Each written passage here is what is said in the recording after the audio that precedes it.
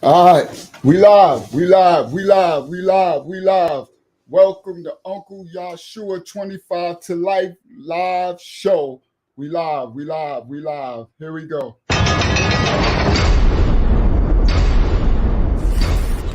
This is 25 to Life with Uncle Yahshuah. Rolling down 109 in a truck. On my ride up to the light, that's what's up. Look to my right and it's a ride rolling up. It's Lucci telling me tonight we in the club.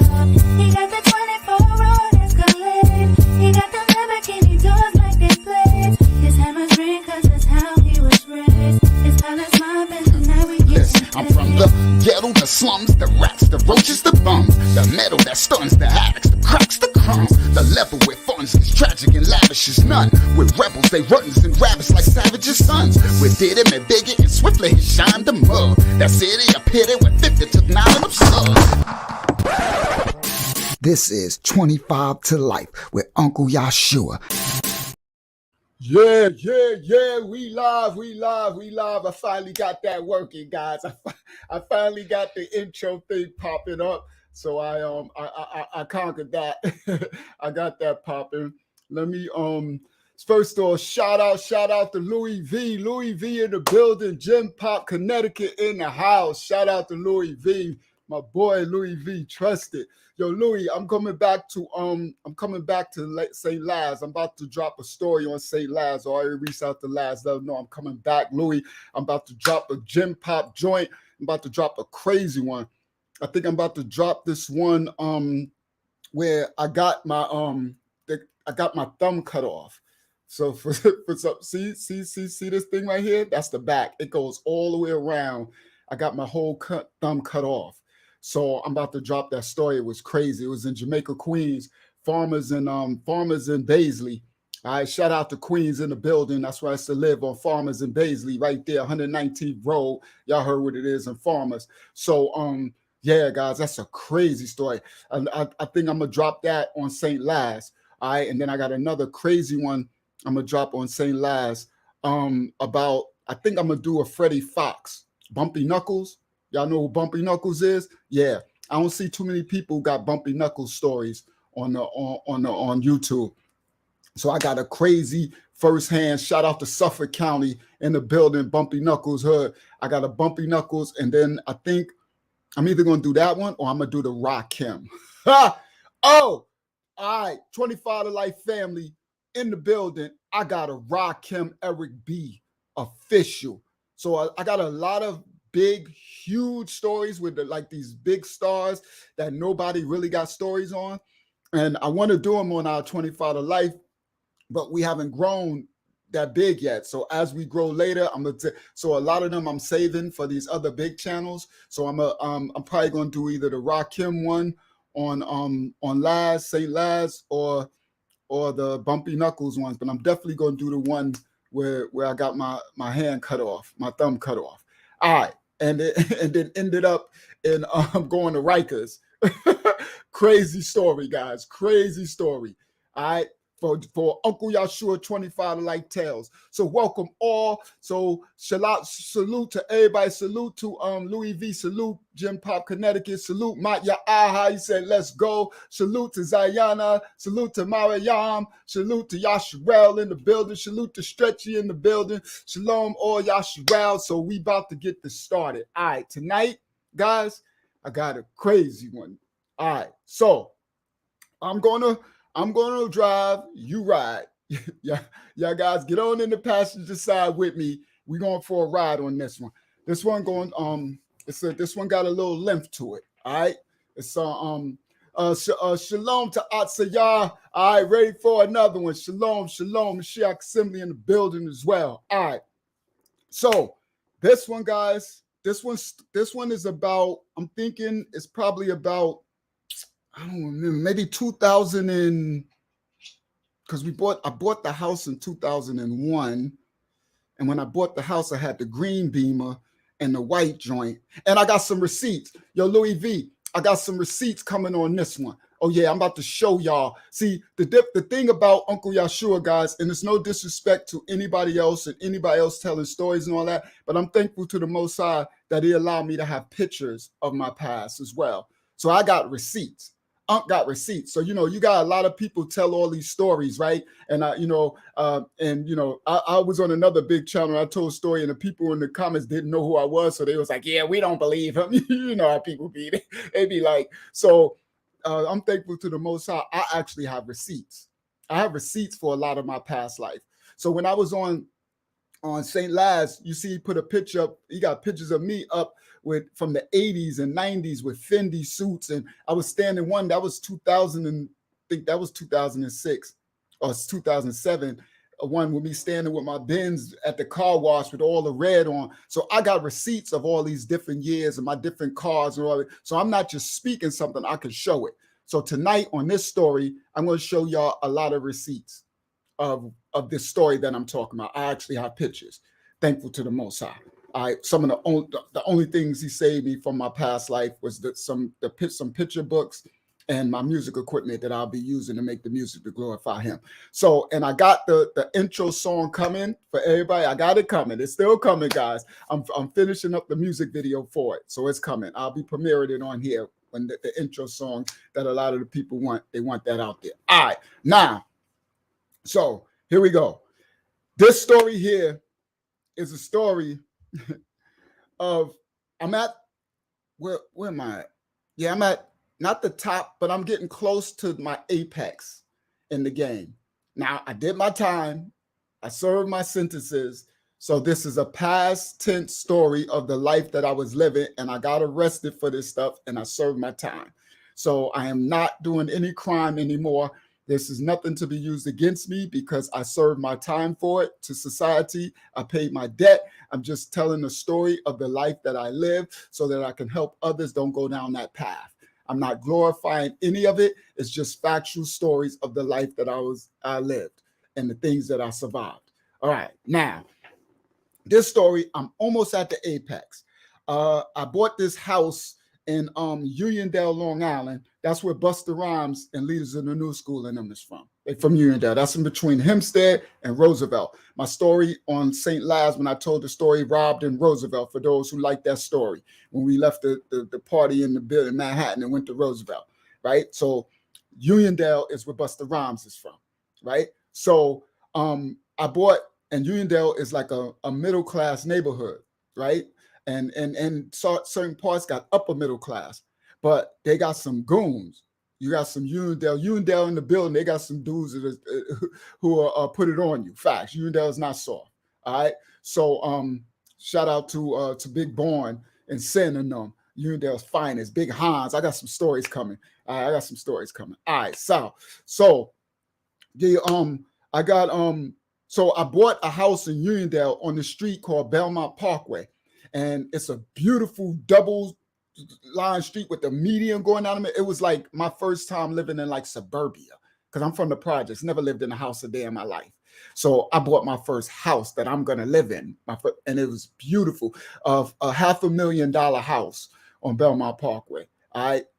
I'm in the suburbs now. Now it's close to the hood and everything, but it's so beautiful. Anybody know what I'm talking about? Most people drive down that, right? Now, so I got my I'm with this.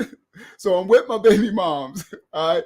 Now, this is the baby moms, guys, in the story when I almost shot my little girl and shot her, and the bullet went into the wall when her crazy mom and aunt came to try to get her out the projects. This is that baby moms. Now, I want to say this story, guys, because this story is relevant because you guys have to be very careful of who you date. Be very careful of your girlfriend, your wives, or your husbands. Just listen to Unc. I'm an elder and I'm telling you, be very careful because demons can take over people, right? And these people can get obsessed, and a demon can take over. And that's why you hear these stories on these crime channels where these people be stabbing and killing their mates, right? In their sleep and stuff like that. that be demons that take over people. And if you have a strong calling on your life, like I didn't know I was going to be Uncle Yahshuah like 20 something years later and be teaching the Most High's children across the world. I have this big, strong ministry. Go to Uncle Yahshuah Mashiach Assembly Ministry, and y'all can watch our ministry teaching people all over the world.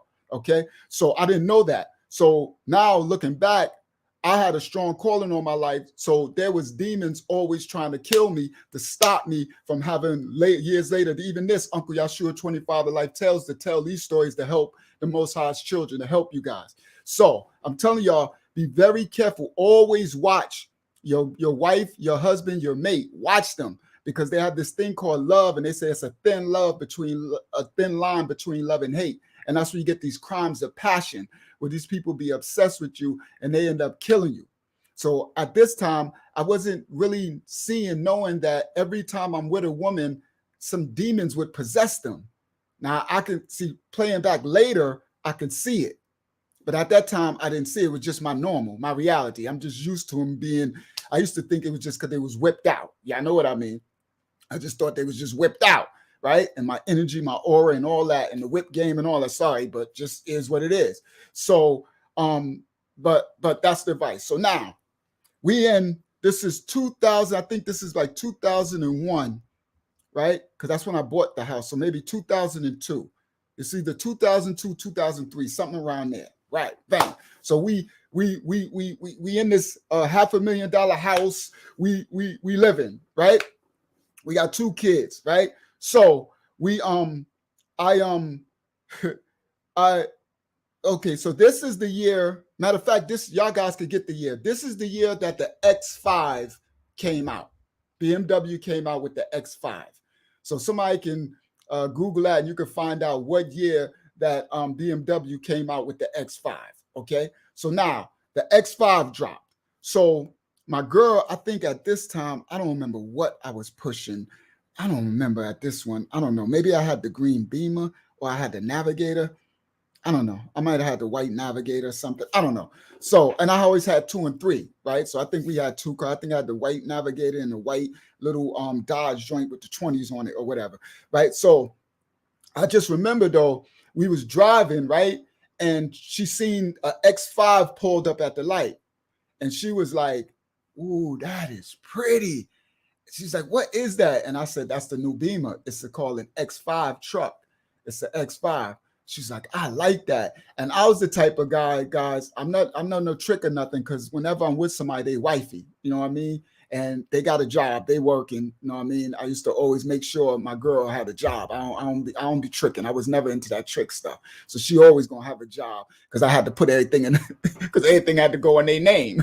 That's a whole nother thing. Like, I never had a name, license, none of that. So, so everything had to, I had to have the legitimate. So my girl always had to have a job and everything, build her credit, build everything. So the house, the car, stuff is in her name. I'm building her up, right? So just in case something happened to me, she could, hold down the foundation with the kids and stuff, right? So, and plus I had a good heart.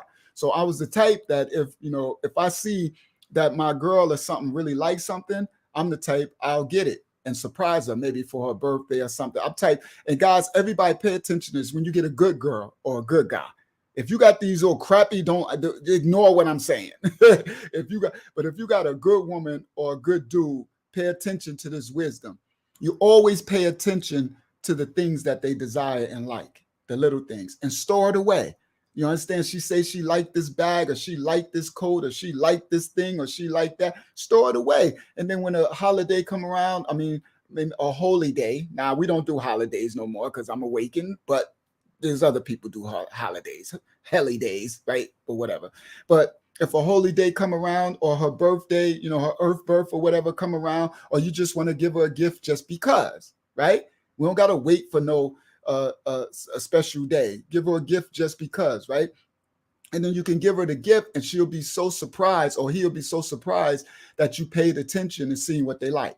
So I was that type of dude, right? So now I seen my girl, the thing pull up, and I'm like, yeah, that's the X5, that joint hot. So she like, yeah, I really like that. So I was like, you like that? She said, yeah. I said, you want that? She's like, she looked at me like, she said, oh my goodness, I don't know what I would do if I had that. So I was like, all right. I remembered, right?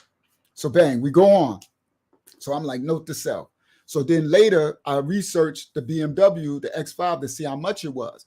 And because it was so brand new, I think it was like 50,000, right? 40, 50,000, somewhere around there, right? So I was like, now the thing about me, guys, I was always wise, right? A wise man knows you don't buy a brand new car when it comes out. If it's 2023, you don't buy a 2023 because you're going to lose 20,000, 10 to $20,000 as soon as you drive it off the lot. It's going to depreciate. Only a fool does that. That be these fools with their money that go out and buy a 2023. Us wise dudes from the streets, we know better. You usually supposed to wait 2 years, 2 depreciation drops. And now you won't take this big hit. 1 year, you're still going to get another hit. You buy it straight out the showroom, off the lot, you boo-boo the fool. You losing 10 G's a minute. As soon as you pull out that parking lot, the people in the dealership looking at you like you boo-boo the fool too. That's a little insight. They're looking at this stupid face. You just lost 10 G's. Facts. All right. Now, so I never do that. So when I researched it, I was like, it's too new. Right. So I'm like, I can't get it an X5 because I'm not about to pay 50,000. And then once I drive it off the lot, it's worth 35,000. You see, 37,000. That ain't happening. Unc ain't stupid. Well, I wasn't Unc, but I was Rashawn. The guy Rashawn wasn't stupid. All right. So I was like, I wasn't stupid. Right. So what I did was I came back and we was in the car. Right. So we in the car, we out, whatever. And I seen a Mercedes, a ML Mercedes BENZ pull up, the Mercedes truck. Now, this is when the ML was relatively new, not new, but it was still, the ML was relatively new, the Mercedes truck, right? And the X5 came out to battle the ML Mercedes. So we sitting at the light and the ML pulled up. And I said, you see that? She said, oh, that's the Mercedes truck. I said, oh, you like that? She said, oh, I love that. I said, you like it as much as the X5? She said, well, the X5 is a little newer. It's nice, but I don't care. That Mercedes truck is nice. So I said, well, I could get you that. She said, huh? I said, I can't get you the X5 because it's too new. And I'm not going to buy it to take a price hit. I'm not going to buy it to get hit off the lot. When I come pull off the lot, I'm going to lose 10 to 15,000. I said, but the ML, I can get you one about 2-3 years old. And I took the price hit and it's still, brand new truck. She's like, I don't care about no BMWs. If you get me that Mercedes, you serious? I was like, yeah, I got you. Right? That's just how I was. That's how Unc was, right? So now this is relevant to the story. So we whatever. I remember, you know what I mean? So bang. So now in my head, I'm like, all right, I'm gonna get it an ML, right? So we going on. So then, I'm hustling. So right at this point, guys, I'm hustling. This is the time of the stories the other stories when I had my block, right? But this is 2000. So this is later. So this is this is after we moved from Queens and I bought my house. So no. This ain't when I had my block. This is after that. Because at this point, I'm not hustling on the street. I'm hustling, but we got this is when me and my boy Z, the one who was in the story with the Jamaican posse, the shower posse, that story, the Jamaican shower posse story. This is that time, right? So I got I got school teachers and lawyers and all that for customers, plus my regular. So I'm really just hustling through my my phone, right? I'm hustling through the phone. So I got this clientele that I got enough of them that I'm good. I don't have to and plus I'm getting out of it. So I'm getting into real estate. This is my point. This is my leaving. This is when we bought the barbershop. This is right before I went to North Carolina and bought all my houses and the nightclub and the clothing store and all that. Those stories coming soon. So I'm leaving the game now. I'm preparing to leave the game. Okay. And at this point, I'm not quite a millionaire yet, but I'm almost there. I'm probably like about 700,000 in liquid, like in assets and You know what I mean? Because I own my trucks. I own the $30,000 trucks. I own it, right? So, you know what I mean? And so the equity in my big house and plus the money that I got. So, I mean, you know what I mean? So I'm on my way to being a millionaire at this point, right? So bang. So I'm saying to myself, all right, I'm gonna get her the ML. So then, all right, so one day I realized, all right, let me go find her an ML. So I went out to Queens and I found the ML on the lot, and it was white. So it was white ML, and it was white, and it had like gray, white and the gray bumpers and the gray, and it was like it had the peanut butter interior, right? That peanut butter color interior, beautiful ML, right? Sunroof, all that, beautiful Benz. So I was like, ooh, that's crispy. So I already, you know, I hook up everything. So I'm already looking like yeah, that's crispy. I can hook that up. So I go and I cop it. I cop it for her. Now, what I would usually do is I would usually just buy all of my cars or trucks outright. Like so my Escalade, I'm gonna show y'all a picture of that. I went and paid I paid $65,000, just bought it off the lot, off my debit card. I'm gonna tell that story another time. That was actually me and a Hawaiian girl went. She was with me when we went to buy that one. That's that Hawaiian story I just told. That's when she was living with me in New York, and I was getting out of my Navigator. I'm gonna show y'all that too, another story. And I was buying that Escalade. This was 2000, and that was when I bought that Escalade. Oh, so now I know the year. That was 2003, I think, something like that. 2004, something around there, something whatever. So anyway, so I usually just buy my cars or trucks with cash. Just go right in, and if it's 30,000, here 30,000, give me that. But what I was doing when I was buying her the ML, I was going to put it in her name. So I said it would be smarter for me to just give them. They wanted 27,000 for it.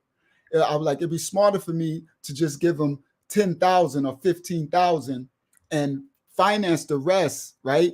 Just so she can build her credit up more. Because I was building her credit. See, Unc was smart because I'm preparing to leave the game. Right? Unc was always intelligent. That was Rashawn then. So I'm like, okay, because I wanted to be able to do commercial real estate, and I need to build up her credit enough to do to get these properties and stuff, right? So I was like, and the reason why I'm telling you that, because that's going to be another story that what happened with me financing it, because I wasn't used to it and I forgot that I financed it. That's a whole hilarious thing. So I forgot I financed it, and they came and repoed my car. I forgot. Because I'm used to buying my stuff, right? I forgot a thing about payment. They were trying to send the payment. We supposed to be making the payments, and I forgot. And it was repo man, but I'm gonna say that for another story because that was hilarious what happened, right? Because the repo man almost got clapped coming into my driveway. I don't know who you was. You come in my driveway, he almost got shot. Facts. So anyway, I'll say that for another story. But that's why it's relevant that I actually put down and financed the rest so that to help build the credit. So anyway, that's why I put that part. So bang.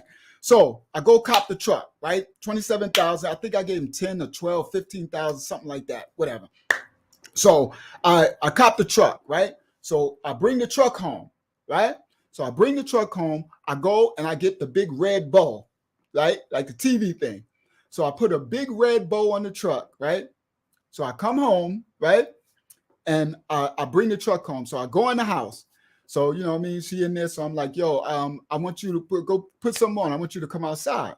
So she's like, what? So I got something. I want to show you something. She has no idea. So I go get her. She come outside, right? She come outside, and right in front of the house, there's a Mercedes, a white Mercedes with a big bow. So I parked it right in front of the house. So in front of the house got this way, and we had a long driveway. We had a long driveway to go into the backyard where I could stack like 7 cars in my driveway, right? But I parked in front of the house, so when she opened the door, she just see a white Mercedes with a big red bow on the hood. So she opened the door and she's like, oh my God, she screamed, you know what I mean? She's like, oh my God, look, is that mine? Please tell me that's mine. I'm like, that's yours. And she ran and she's like, oh my God, she was so happy, right? So she like, so, oh my God. She come running back and hugging me and kissing me and hugging me. Oh my God, thank you so much. Thank you so much. Oh my God. Like she's so happy. And that made me feel good because I feel good doing good things for others. I was always a good person in my heart, right? So it made me feel good. You know what I mean? She's a good woman. She working hard, you know what I mean? And so mother, my children, you know what I mean? So we doing this thing together, and she a ride or die too. You know what I mean? We riding out. You know what I mean? So I got some stories when we was going uptown. That stories in my book with the Colombians. We was going uptown getting keys. You know what I mean? Me and her riding out with the kids. Facts with TNT. I got those stories coming. So she a ride or die. We've been through everything. And she'll bust a gun. I got the story coming too about the famous incident at Green Acres movie theater. The one where, what's his name? E-Moneybags, the one who shot at Supreme from Supreme Team. So E-Moneybags set that off at the movie theater. I was there. And then I got a story about that, and a story coming, and she was there, and another story where, so I got some stories coming with her. So she a ride or die, right? So this ain't no, I'm not buying something. I'm not buying a Benz just for no tricking from no chick. Nah, this wifey, you feel me what I'm saying? And we've been through it all. Right? We've been through hell and high water. All right. So now, so I she, you know, she's happy. Oh, thank you. Right. So okay, so the BMW launched the X in late 19, so it's 2000. There you go. So this year was 2001 then. So this is so the ninth, so it's still new. So I guess it was the new one. So Zayana said BMW launched the first X5 in late 19. So that's late. That means 2000. And this was 2001. There you go. So that now I got the year of the house. So it was still fresh. It was still, you know, brand new thing off the lot. You need to wait at least 2 years for the depreciation to drop. 3 is the best. All right. That's a little note for all y'all out there. All right. So I still do that now. I'll never buy a brand new car. I wait a couple of years and get it. All right. Now, so we, she's happy, right? Oh, I'm so happy, right? Or whatever. So bang, I come in. I tell her, you know, I pull it into the driveway now, whatever, take the bow off and everything. Good night, right? So so I hustled. This is when I still hustled. I always was a night owl. I still hustle at nighttime. So I still go out overnight. So I still did from 12 a.m., 11 p.m., 12 a.m. to 6 in the morning. That was still my schedule, even though I was just hustling through the phone. But everything, you know, people get high at night. So people who get high, they getting high all night long. They, you know, and even though I had executive customers, they still got high overnight and then try to go to work. And I don't know how they do it, but you know how drugs is. Drugs is horrible. Do not do drugs, people. All right. So she all happy. The car's there and everything. So I go out later on, whatever. I go out. I go hustle. I get home in the morning. I always come home 6 o'clock in the morning.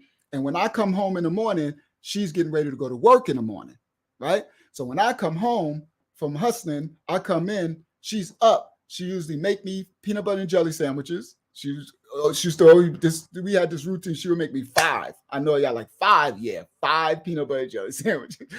So I was every day she make me 5 peanut butter and jelly sandwiches, and then and I would roll a blunt. This is what we did. This was our quality time every day. Don't do no drugs, guys. I'm just telling you, this is what I used to do. So every day, like clockwork, I would come home. I would go wash up. She would come out. She would make the peanut butter and jelly. I would sit in the living room. I would roll us a blunt. And with the big screen, we had the big TV. This before flat screens, the big stand-up joint. Them things is big, right? With big TV. And we would sit there and smoke a blunt together and watch a movie before she go to work every day. That was the only really quality time beside us going out on weekends. But we did that every day. Okay, so now I come home. It's nothing new. She does that. We sit down before work. We smoking the L. We watching a movie, right? And we have close all the windows so it'll be dark in the house. She's excited because she can't believe she about to go outside and get into a brand new white Mercedes truck, right? So because before that, I don't know, she's driving one of my race cars. You know what I mean? She's driving one of my race cars, but she didn't have her own car. You know what I mean? Because I always had 2 and 3 cars. I always kept more than 2 cars at all times. So I think it was a little Mitsubishi Eclipse with the spider wing and the kit on it that I had, because I always kept a race car too, and truck and a car. So she's excited, right? So as we smoking and watch this thing, she was like, I can't. I'm like, look at you. You can't wait to get out. She's like, I've never been so excited to go to work a day of my life. I was like, it's all good. She was just thank you. She's so happy, right? So she can't wait. I'm like, you know what? Just go. Because I can see her. She can't even watch the movie. You know what I mean? She can't enjoy the blunt. She's just steady. I'm like, you ain't even smoking. I said, you know what? Here, just go.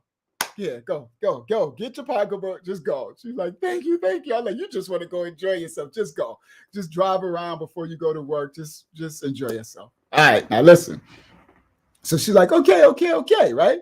So I put the blunt out, and I'm like, all right, I'm going to bed, right? So I put the blunt out. She goes, get stuff to ready. I go in the room. So she come back in the room. She's like, all right, bye. She come give me a kiss. I'm like, all right, I'll see you later, right? So I'm like, enjoy the car, enjoy the truck. So I go to sleep. I swear, I go to sleep. All of a sudden, I just hear, boom, right? And I'm like, so I jump up. So I'm like, because usually nothing go. I'm in a real quiet, rich neighborhood. Don't nothing go on upper middle class. So I'm ready to grab my ratchet, right? So then I'm like, is that you? And she's like, ah. And I'm like, yo, and I jump up and she come in the bedroom, boom, and she's crying like crazy. So I'm like, yo, what's wrong? So I'm sorry. I'm like, dude, what happened? What happened? Right? So she's like, I'm sorry. So I have to, this is a little TMI, but I gotta let you know because it's relevant to the story. I'm naked because I sleep naked. From my other exes, they got me sleeping naked, so to the point where I can't sleep no other way, right? I never used to do that, but one of my exes got me doing it. Now I can't wear clothes in the bed anymore, so I'm naked, right? So I'm like, yo, so I went to go try to grab clothes. She's like, I'm so sorry. So I'm like, what? She's like, I'm sorry. I crashed it. I'm like, you crashed what? I crashed the car. The car? I crashed the Mercedes. I'm like, hold up, the new? Like, you crashed? I'm like, how did you crash it? You couldn't have went nowhere. Like, it literally, she just walked out the door. Like, I went to sleep. She was like, what I did, I got in the truck, and there was a garbage truck on. So our street, it's a wide street, and it got a median with grass. Like, it's beautiful. So it's like beautiful neighborhood. So the houses are set back. They're beautiful houses, right? So because it's two sides, this way and that way, with the median in the middle, it's kind of skinny. So she said she went out, and the garbage truck was on the street, like picking up the garbage. So she said, I got in the truck and I pulled off. And when I went to try to go past the garbage truck, but I wasn't used to driving the truck. I'm sorry, Rashad. I'm sorry. I'm like, she kept saying, so I said, just tell me what happened.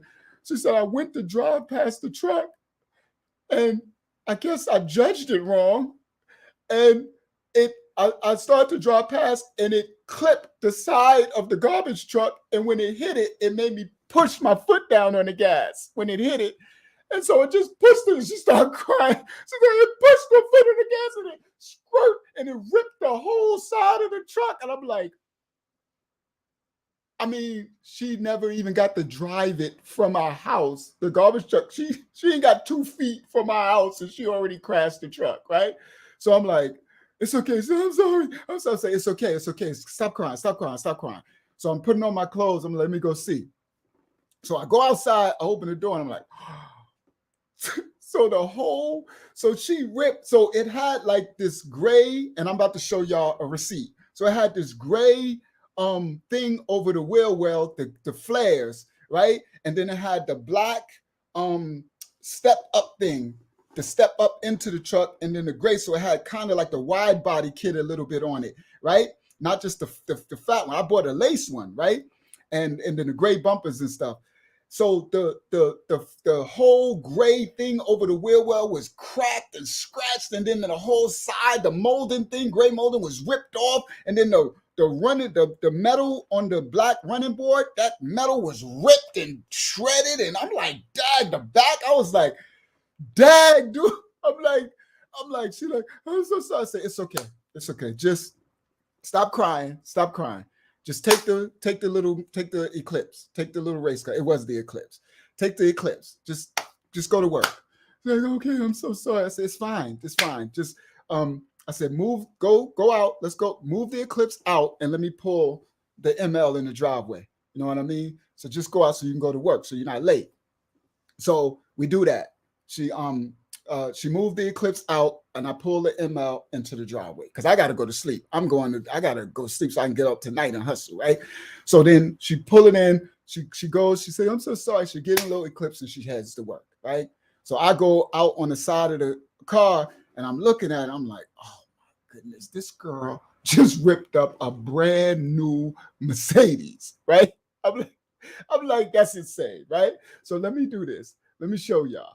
So I'm like, let me see how I do it. Brand, okay. And where is it? It's this one. Give me 1 second. Okay. So the pictures, you can't see it all, but you can see a little, and this means you can get you an idea, and it's going to have relevance to it. So this one right here, this shows. So now you can see this is the white Mercedes, the gray. This was the gray flare thing. So you can't really see it, but it's scratched and dented, right? So that's a part. And then this one here, you can see a little bit of the accident. So this is a little bit of it. So this whole thing is taken off, and you see the wheels messed up. Then this is messed up, but you can't really see. It's dented and scratched in. And then the front part, it's like messed up. And this down here, you can't really see it. It's all messed up, right? So this is the ML, the gray. You know what I mean? This was the one back then. This is when I first bought it, when she first had it, right? So this is what it looked when she crashed it. Now, the reason that's going to have relevance in a second. So I'm like, all right, you know what? I looked at the car. I was like, all right, it's all right. So I'm like, whatever. So I told her, so she came home from work. So I told her, you know, she was still upset. I said, it's okay, mama. It's okay. It was your first time. I understand you're not used to driving a truck. You know what I mean? So you gotta pay attention. It's not like a car, it's wider.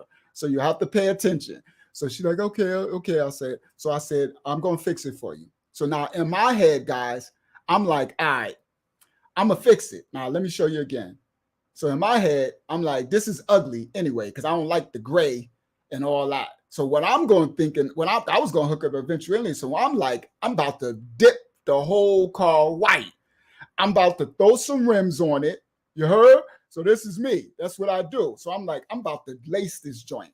So I'm about to dip the whole truck white. I'm about to throw some rims on it. I'm about to rock the interior, and I got to throw my bump in I got to throw a system in, right? So I'm about to lace it. So I'm about to surprise her. Okay, now this is the story. So I'm like, all right, you know what? I'm about to give her a bigger surprise. When I fix it, when I bring it back, it's going to be 1,000 times better than when I even bought it to her brand new, right? I'm like, so I'm about to surprise her, a bigger surprise. Now, she didn't crash the car. This is the good I was. I'm about to even hook it up more for a big surprise, right? So now I take it to my man, this dude named Al. He was on Hempstead Turnpike. This is Strong Island, right? Al I think he was Haitian or Jamaican, and he had a spot on Hempstead Turnpike. I think it was Ultimate Auto Sports. This is back in 2001 something. So anybody that's legendary that had cars that you hook up. So I took it to Al, right? Because I know Al lace everything. So I took it to Al, and Al already had knew that I bought the Mercedes because the dealership that I bought it from was up the street from his shop. So because I'm usually not up in the daytime. So only time I'm up in the daytime, if I have to drop my car or something to hook up. So because when I bought the Mercedes, I was up so early, I stopped by Al's shop because it was right up the street. So for me to drive back down Hempstead Turnpike to go to Uniondale to go home. So I stopped at Al, and I was like, yo, Al, I just copped this new ML Mercedes. He's like, yo, he's like, you gonna bring it to hook it up? I said, yeah, eventually, you know I'm gonna hook it up, Al. Yeah, I said, I bought it for my wifey. I said, but I'm gonna hook it up. He's like, yo, I know I can hook you. I know that. I'm like, I got you, Al. Al money hungry. Al wanted money, right? But he's a good person, though. He's a good dude. So Al already saw it. So I'm like, all right, I'm about to take it to Al. So I hit Al up. I'm like, oh, Al, I got my truck coming. I said, it's crashed up. I said, I need you to get me a body, man. And I said, I'm gonna lace it. So I said, I'm coming today. He like, what? Which truck? He thought, I think I had my Navigator. He's like, the Nav? I'm like, nah. He said, the Mercedes? I'm like, yeah. He said, but you just bought it. I said, I know. She crashed it the same day I gave it to her. He's like, oh, women, right? So I go to see Al, right? Now, in order for me to do this, I can't go to sleep, guys, because I hustle at night, so I sleep in the day. So I'm doing all of this is relevant. I'm doing all of this for her. So I don't go to sleep, and I go see Al, right? So I go see Al, I pull a car, and he like, dang, dude. So he see the side. So he like, all right, I'm gonna get my bodyguard, my body man to fix it and everything. So I'm like, all right, this is what I want, Al. I said, get your body man to fix it, but dip the whole car white. I said, dip the car white. I said, go pull out your rim book. I'm about to find the rim to put on it. And I said, dip the car white and leave the mirror, leave the mirror black, because usually you dip the car white, you dip the whole thing. Leave the mirror black on the outside, the mirrors, because I wanted to match the black for the step up thing, right? And then the black that's going to be shiny from the rims, from when you armor all, when you shine the tires, right? So I'm like, just only leave that black, but dip and leave the grill, the black part of the Mercedes, leave that black. So that's it. But everything else, I want white. So he's like, all right. So I was like, all right. And I went to the interior. I said, I want to lace the whole interior. Give me full wood grain kit. Give me the complete wood grain interior kit. And then I said, now for the system, I said, give me 2 15s. I want 2 15s in the back, right? In the hatchback. And I'll use, now this is before, guys, this is before all the trucks and cars came with flat screens. Now everyone got a touch screen in their car, right? This is before that. So there was no touch screens. So I got this Clarion. Clarion was one of the first ones back then to have the radios. It was a radio that'll pull in, but if you push a button, it comes out and lifts up, and a screen comes up. And it wasn't touchscreen, but it had all of the graphics and stuff, right? I think that radio cost me about $4,000, right? So I was like, yo, the new Clarion, can you get me that? He's like, I got to order, but I can get it. I'm like, get me the Clarion, the pull-out screen, give me all the wood grain, give me the 15s in the back, and give me, and I'm gonna pick out these 22s. So now the rims that I'm picking out, I always used to like deep dish, and then I like studs, the chrome studs. I like a good 5-star with chrome studs with a deep dish. I like a big deep dish, like at least a 5-inch dish. Like that was just my thing, right? So I'm like, so I went in, I picked out the right rim, right? So bang, now. So I go and I get it done, right? So this is a crazy part. So I get it done. So I told him, hit me up when you finish. So about a week and a half later, I get a call. He hit me up. He's like, yo. So he called me and the phone wakes me up. It's earlier than I would go out to hustle. So he's like, yo. So he get on the phone. He going crazy. Yo, this thing is hot. Yo, I'm like, ow, chill out. Yo, this is hot, so you got to come see it. So I'm like, what? He said, nah, plus I need you to, the dude finished the body shop. So I need you to come to pay the body dude. Come pay off the body dude. He's like, yo, I still got your interior coming. He said, but you need to come see this, pay the body dude. So I go to pay the body dude. I pull up into the spot and I'm like, ooh, this thing is crispy, milky white. All right, now it had that ugly gray. Now look, it looked like this, right? It had this ugly gray stuff on it. This is the other one, right? But then I laced it like this, and I had better pictures than this. This, it was the milky. So when I pulled up, the rims was on it. It was already looking like this. He was just waiting to finish the interior and the system and all that for the Clarion and all that to come through. So when I pulled up, I was like, ooh, I could just see it because he parked it right in front of his thing, like on display. And it was so bright and pretty white, very fresh, because he painted the whole thing because it was in an accident. So it's all fresh, brand new paint, everything. So I pull up, I'm like, ooh, that ML is looking crispy, right? So I'm like, yo, that thing looked crazy. So then, guys, I'm gonna show you now so I can continue with the story. So then this was the interior. Where is that one at? Where's that one? This was the interior. All right. So after, when he finished, this was the interior. So I made him put the whole, see, this is the peanut butter interior. I made him put all the wood grain all the way in it. And this is the Clarion flip face. This before, no radios had that. And so this would go inside it in. So it looked like a regular DIN radio, but you press the button, this come out zzz, and come up. And then I had the 215s knocking. So it had the peanut butter interior with all the wood grain all over the doors and everything, and the Clarion. And then it was all dipped in all white, right? And then only the black disc to match the black in the door handle. I told him to leave the door handles black, that black, the front black grill to go with the black. This was a black step bar, and this is the wide body thing, and then the black on the rims. Woo! And then I put the black tint windows, the black across here, the sunroof. What? The ML was looking crispy, guys. It was looking crazy from this to this, right? So now, this is the relevance of the story.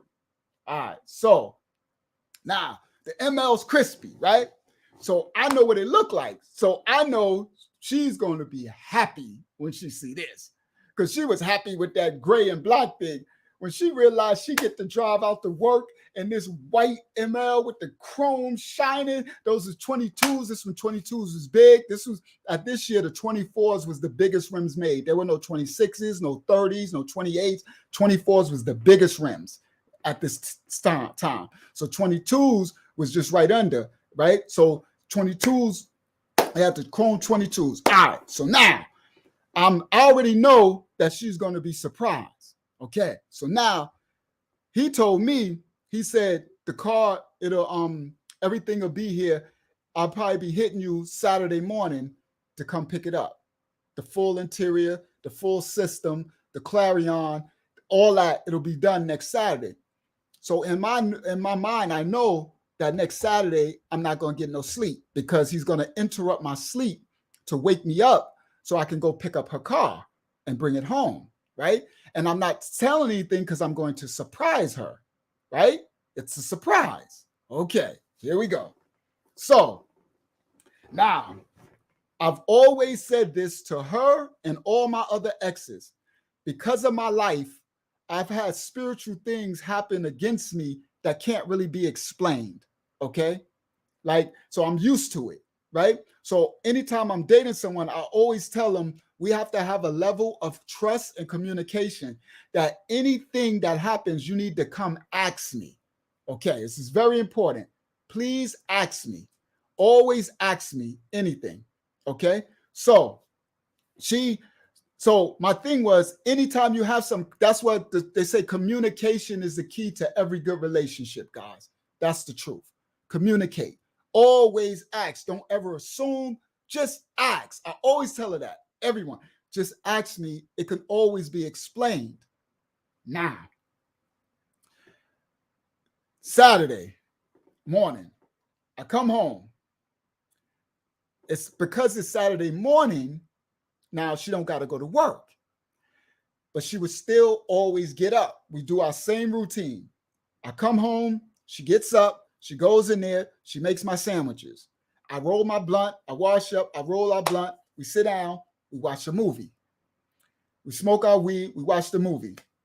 Don't smoke weed. I'm just saying this is what we did. Past tense. So we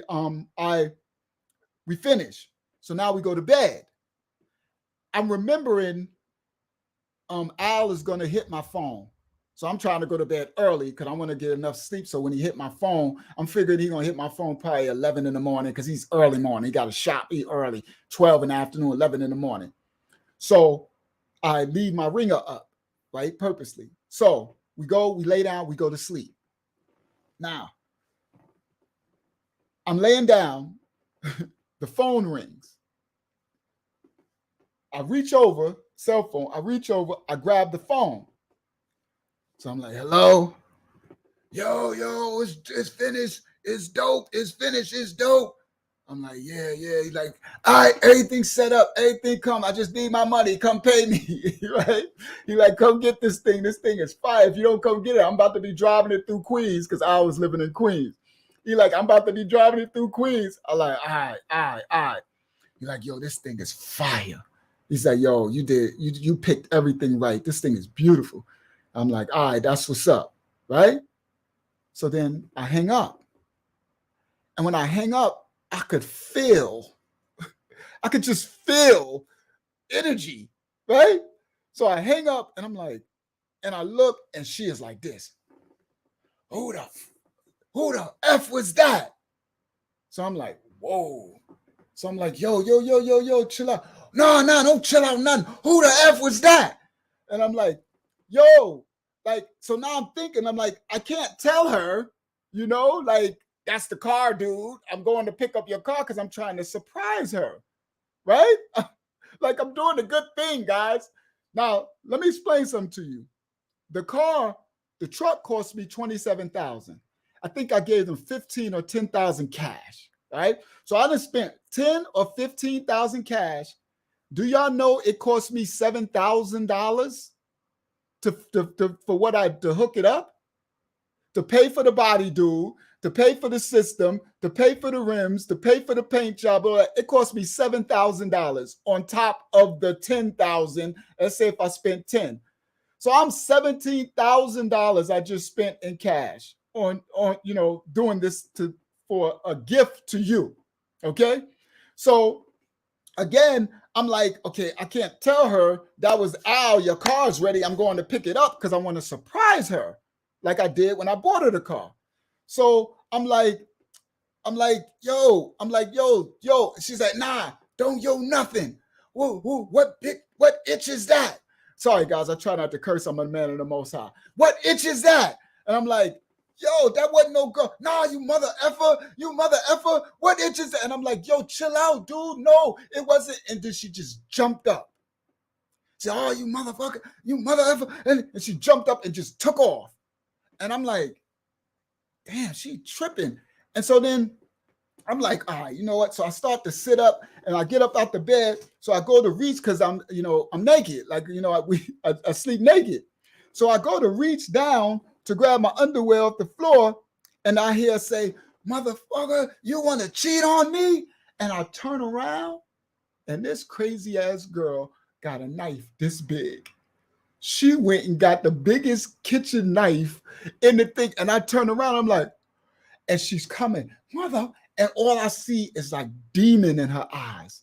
Like it's the spirit that I saw later and before that would come over my women when they get like possessed. You know what I mean? That's why I told you at the beginning, be very careful of your wife and who you date, and be very careful of the spiritual thing that take them over. So I see like her eyes are gone. Like they're gone. So I see, and I'm like, and she's just, you motherfucker, you want to cheat on me? And I'm like, so I'm looking down at my underwear and I'm like, I don't got time to grab them. So I turn and now I'm butt naked. So I go and I'm like, so now I got she's coming, right? And I didn't want to say her name. Sorry, I didn't want to say her name. It's live. I was about to say I'm going to have to edit this out. I'm sorry, Mama. I did not want to say your name. I wasn't gonna say. I'm sorry, God. Well, those who know her, she was gangster. I didn't want to say her name, and I'm sitting up there like I can edit it out, and I'm live. that's the problem with going live. All right, that's how you know we live and in effect. Uncle Yahshuah, 25 to life live stream show. We live and in effect. So she come and she like, so I know she could fight, right? So this ain't no punk girl who can just do anything, right? So I'm like, I know she got skills. So I'm like, okay. I got to time this because she's trying to, I know she's gonna try. So I'm like, I'm like this and I'm realizing I'm naked, right? So that's a whole nother issue, right? Because I'm like, okay, it's like you don't got no shoe. You feel like somebody coming at you with a knife and you naked. It's just a whole different feeling, guys. Most people don't got to experience this, but I did. So I'm feeling like so vulnerable. Like anything you hit, like you can do. I'm just like, oh my goodness, this don't feel right. Like I need some jeans and some clothes or something. So she coming, right? So I'm like, I'm trying to time it. And then she go, I go like this, like I'm a hitter, right? I go, and then she flinch, and then I grab her arm, right? So I grab her arm, and she's like, and she's going crazy, right? So that demon or whatever, it got her. She's like spazzing. You wanna cheat on me? And I'm like, dude, calm down. So I'm grabbing her arm and everything. So I'm trying to get trying to squeeze her arm because I want to get the knife out of it. So as I'm trying to focus, trying to squeeze the arm, she goes, and I could see. I look, and she about to kick me, and I'm naked. No. She about to kick me in my raw. I'm naked. I'm like, so I hear her say, and I look, and she go, and I like, so I got a decision to make. Do I focus on this knife more, or do I focus on here? Hey, God, from the sound of my voice, I'm quite sure y'all know what decision that one is, right? So I still hold her arm, but I have to worry about catching her leg, right? And I like go, and she try to kick, so I'm like, but I don't want to let go, but I kind of got to. So I loosen up, and I go, and she tried to kick, and I turn aside, and I grab, and it kicks me right here.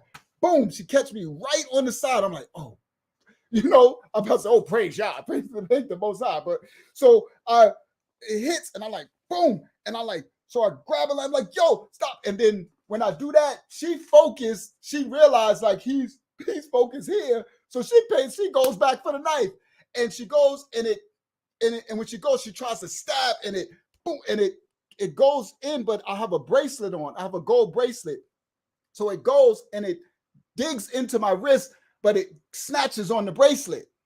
And I'm like, and when it dug into my wrist, I'm like, and I could feel it. She's trying to stab through my doggone wrist, and it hooked. So I try to pull, and it hooked on the bracelet, and the bracelet was thick. It was a Cuban thick one that had a chain to match, and so it hooked onto the bracelet. So I pulled back, and it scratched up on the back of my hand, and I'm like, and I'm like, and then she tried to kick again, and I'm like, go. So now I'm like, okay. I'm like, I got a decision to make. I got to stop this. I don't believe in hitting women, but I also don't believe in getting yourself killed. All right. So I'm like, I got to shut this down because she's strong. She's a fighter. And if I slip and make one wrong mistake, she's either going to stab me or she's trying to go for my thing. And I'm like, first of all, I'm your man. We got kids. Why are you are you kidding me? But again, the possession. So when it hooks, the knife hook on my bracelet, it's kind of stuck and it's cutting into my thing. So I'm like, you know what? And as she kicked, I blocked the kick, and I just said, forget it. And I just took my wrist, I grabbed her wrist, and I hit, and I just banged her. With this. I had no choice. I had to stop her. I just bang, like this part right on the side. Like I just hit from here, like the side, just to not punch, I just bang. And when I did it, she and then I was able to take the knife and go around her and grab her into a full Nelson. And I'm like, stop. And she's trying to get off me. She's all hysterical. I'm like, stop. And she's like, and then all of a sudden I can hear my babies. I can hear Star, my little girl. They were little, Star and my son Rashawn. They were little. I think they were like 7 or 8 or 9 or something. They were little, something like that. And I hear Star like, stop. And I'm like, oh my God. I'm like, Star. And I can hear him trying to come out and say, Star, don't open the door because I'm naked. I'm like, don't open the door. She's like, Daddy. I'm like, don't open the door, baby. Please don't open the door. I'm naked. I don't want her to see me naked. I don't want you guys, when you're little, you don't forget. Like you can never erase that visual. So I don't want my baby girl to see me, naked like that. I don't want, so I'm like, baby girl, please don't open the door. It's okay. I'm like, I got her. Because her mom's been spazzed out before, right? Oh crap, I done said who this is and everything. I'm sorry. Oh my goodness, I'm sorry. See, that's the difference when y'all know with our channel that everything is live. That's how you know. I didn't tell who it was. I'm so sorry. And I can't even take it back. We live. All right, I'm so sorry, guys. I didn't want to say who it was. And it's just the realness of the story. All right, it's just our life, guys. I mean, they can't. We were all crazy. We all did crazy stuff, right? So this just is what it was. And I know my baby Star, she remember this story and all that. And it was a possession because my baby mom, she was a good woman. You know what I mean? It was a possession over her that had her doing these crazy things, trying to kill me and stuff like that. So anyway, so I'm like, so I got her in the full Nelson, right? But she won't stop, right? So I don't want to hurt her. So I'm putting just enough pressure, like put the knife, like drop the knife. And she's like, no. And she still, I'm like, drop it. And I got to keep squeezing. You know what I mean? I'm trying to just, I'm going to keep squeezing like an anaconda, like a snake, like a constrictor till you drop the knife, right? So I'm like, you got to drop it. And I'm going like this. Right? Because she's steady. She's trying to stab with one hand. The other hand is going like this, trying to grab. I'm like, this girl. I'm like, stop, dude, stop. And all in my mind, I'm like, all of this is happening, guys, because I'm buying her a brand new Mercedes, and I hooked it up, and she crashed it. And the guy is calling me to tell me it's time to come get her new car, and she's doing all of this to me. This is going through my head. I'm like, this is my reality. This is my life. I'm like, you gotta be kidding me. I'm doing you're trying to literally harm me. Like you trying to grab my genitals, you're trying to stab me. And if you would just chill out, I would be bringing you the most beautiful Mercedes, one of the hottest Mercedes in Hempstead right now at this time that's gonna be coming out in the street. Now, shalom, Mike Mill, shalom, King. So I'm like, so now I'm putting a little more pressure, right? I'm like trying to get the pressure up. Just stop with the trying to grab my genitals, and she's scratching and I'm like, so then finally I put enough in the knife. She let the knife go, and because she's getting tired, because she's keep like she's gonna hyperventilate. Like, it's like a possession. So she's just, and it's not even that serious. Nothing happened. I'm like, dude, it's crazy, right? So and then I'm like, dude, you're going to pass out. Stop. I just keep saying stop. And then I can hear my baby through the door. She's like, mommy, stop. Mommy, stop. I'm like, yes, keep telling her to stop. I'm like, you hear? Stop, dude. Just stop. All thing I'm saying, just please stop. And, and I'm like, oh my goodness. Later I see this is a possession. This is what I was talking about, right? So she drops the knife and she stops. I'm like, okay. So I let ease up. I'm like, okay. I'm like, dude, chill out. Like, you trying to stab me? You trying to grab me? Like, dude, that was nobody on the phone. Like, that was like, just I'm going to be able to show you what the phone call was. Just give me time, please. It'll all work out. I always told you, just ask me. You don't have to. And she's like, get off me, get off me, get off me, get off me. You mother, you go, get off me. So she starts saying, listen, she starts saying, get off me, get off me. You going to jail. You going to jail. You go. And I'm like, going to jail? Get off me, motherfucker. I'm calling the cops. I'm calling the cops. Nah, guys, we are a drug dealing family. Okay? This is past tense. I did my time. I served all my time for it. This was our reality. We are family. Like, we are hustle. We, my kid's innocent. She innocent. She go to work. But this is our reality. You understand? We living in this $500,000 house from our hustle. You got this brand new Mercedes and these fur coats and these diamonds and all of this stuff from the hustling. She like, you going to jail. You going to jail. I'm calling the cops. I'm like, what do you mean calling the cops? You got keys. I know you got keys. At that point, I had a key and a half left in the closet. And I had probably, but the money is stashed throughout the house. So probably in cash, probably like 60, 70,000, but it's stashed throughout the house. But I have a 357 long and a 9mm in the house. But I know I got a key and a half, and it's in the closet in our room in this big thing of rice, in a big bag full of rice bags to keep it cool, right? So I know how much I got left, and I'm like, if I get caught with that, I'm going for life. Okay. Now I done did my time. I'm not telling anybody to do no crime or nothing. This is just a story of the life. Then I did the time for that stuff. Okay. So this ain't something I'm telling anybody to do. This is just my life that was presented to me, and it was just all of this is bad. It's nothing good, nothing to be glorified. I'm just telling true stories, facts.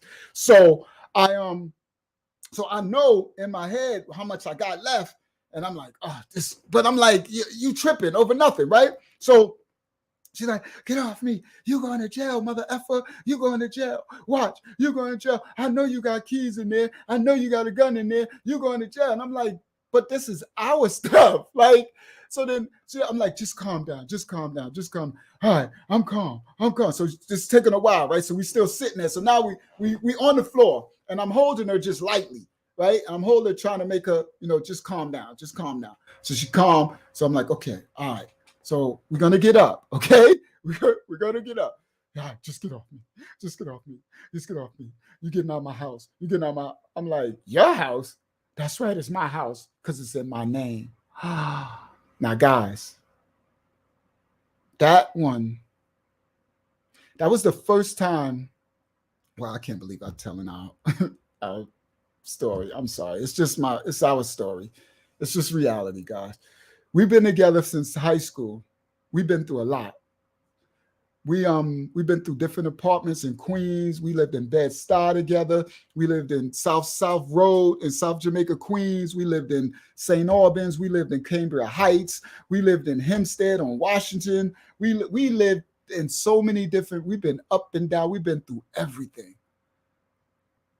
She know I don't have family. I didn't have anything. And she know everything was in her name so that if anything ever happened to me, she'll be well taken care of. She told me, that's right. You're going to get out of my house. Now, I bought this house. I paid $25,000 cash to pay for the mortgage from the credit union that I built her up. I built her credit. I built up the credit union and slowly deposited money. This is back then, sorry. We lost everything. So no officials could come after anything. Everything was taken when I did my time. They got everything. Everything was confiscated. So I have no proceeds ever in my life from that past life. I paid it all back. But I'm just telling you, this was the reality, guys. So I built up the credit.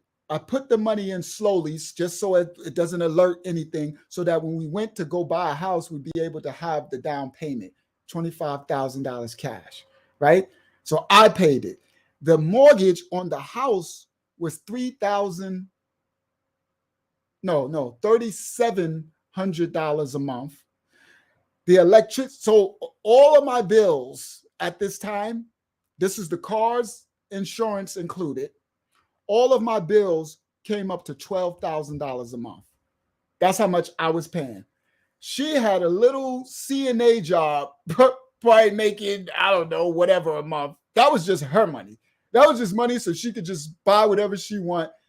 I paid all the bills. $12,000 a month is what I paid every month. It just came out, direct, came out of everything, direct deposit. All right. So she says to me, "You getting out of my house?"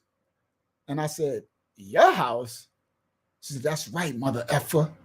This is," and she turned and looked me in my eyes and said, "This is my house. You put it in my name. You forgot?" She said, "And these are my cars."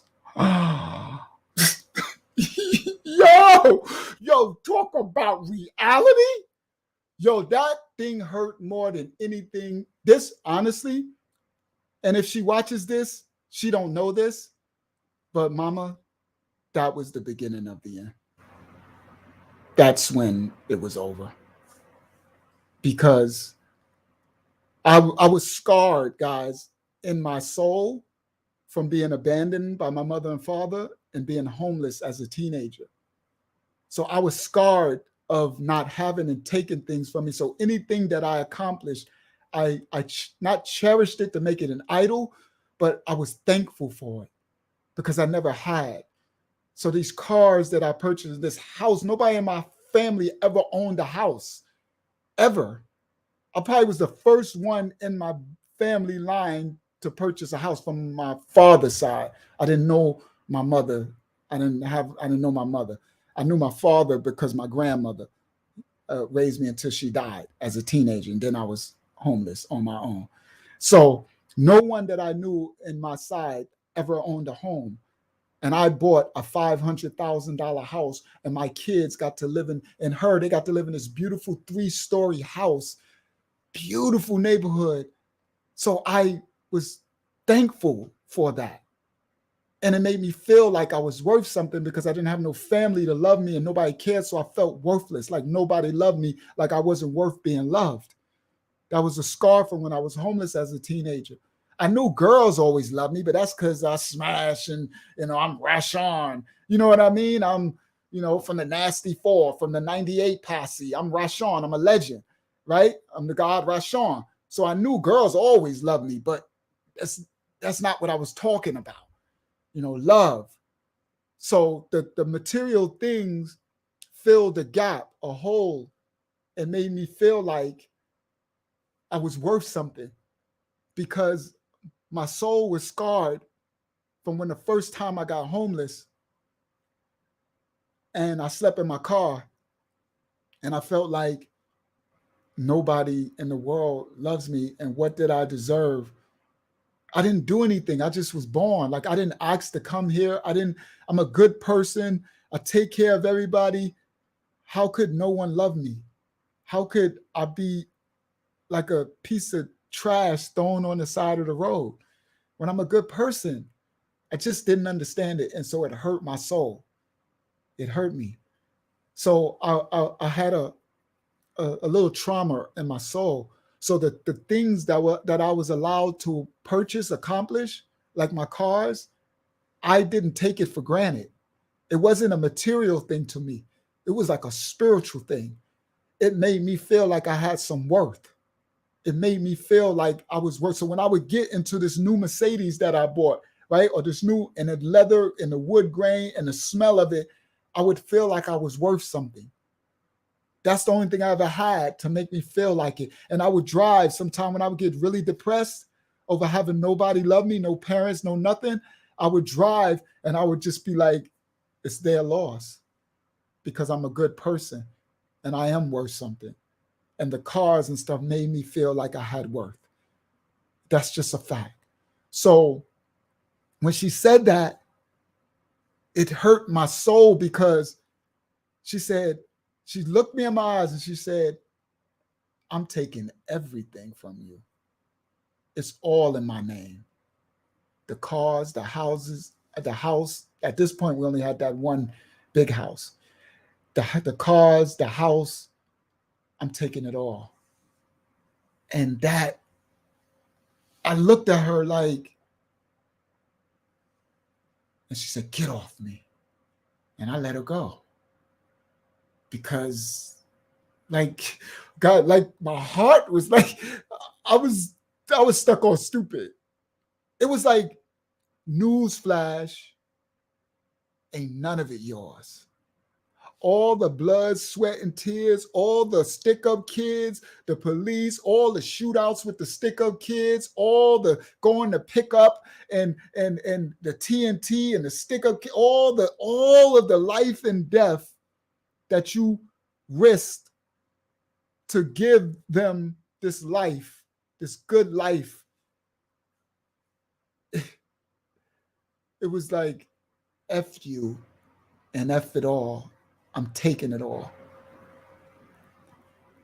And so she got up. I let her up. She got up. And she could see that really hurt me. You could feel it. I guess you could probably feel it in the air. And she got up. And I just sat there. And she got up and she just walked out. And I sat there. And then when she walked out, I looked. And when she opened the door, my baby girl was there. And I looked, I'm like, start going in the room. So she went in the room. And so I got up and I went and got my underwear and I went and got my pants and I put it on. And then I heard, yeah, mother, I heard, yeah, mother effer, yeah, wait till the cops get here. That's when it snapped me back to reality. I heard it say, wait till the cops get here. And I'm like, and I ran out the room and this sick ass girl had got the phone and had started to dial. She got to 911. I heard a boop, boop, grab. I was like, boy, I ran out that room. I'm like, grab the phone, and then she immediately and started hitting on me. I'm like, here we go again. So she immediately and started hitting me, and she hit me, and I'm trying to get the phone out of her hand so she don't accidentally click the last one. Because if you click the last one, they're gonna track that and they coming. You know what I mean? So I'm squeezing her hand, I'm grabbing the phone out finally, and she hit me. So she got, because I'm focused on the phone. I don't give a crap. So she got free reign. She just hit me and just banging me on the side of my face and banging me and scratching and doing. I'm like, I don't care. I'm squeezing. I grab that phone out of her hand. And she hit me. I'm like, get off me. I'm like, girl. So I'm like, stop. So then she go run. And she gonna try to get another knife. I'm like, oh. I'm like, I can't do this no more. I'm like, I can't do this no more. I'm like, dude, stop. And then my daughter ran out, Mommy, stop. Mommy, stop. And so then I'm like, yo, dude, please stop. So I run and I run into the kitchen. She ran and I'm trying to grab her and she's trying to grab on knives and I'm pulling on. I'm like, dude, stop. So then I grab her and I got to grab her again into full Nelson. And I'm like, would you stop? And she's kicking. And I'm like, dude, stop. And Star like, please, Mommy, stop. I'm like, dude, stop, dude. I'm like, stop. So I said, it's your car. It's your car. That was the dude calling me. Your car is fixed. I fixed your Mercedes. I fixed it. I painted it white. I put rims on it. I put a system in it for you. He was calling me to tell me to come pick up your car. And she stopped.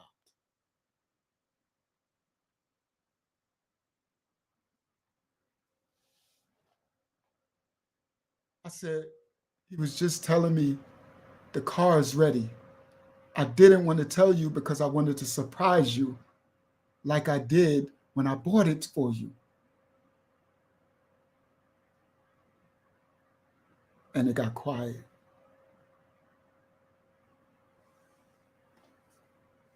And she said,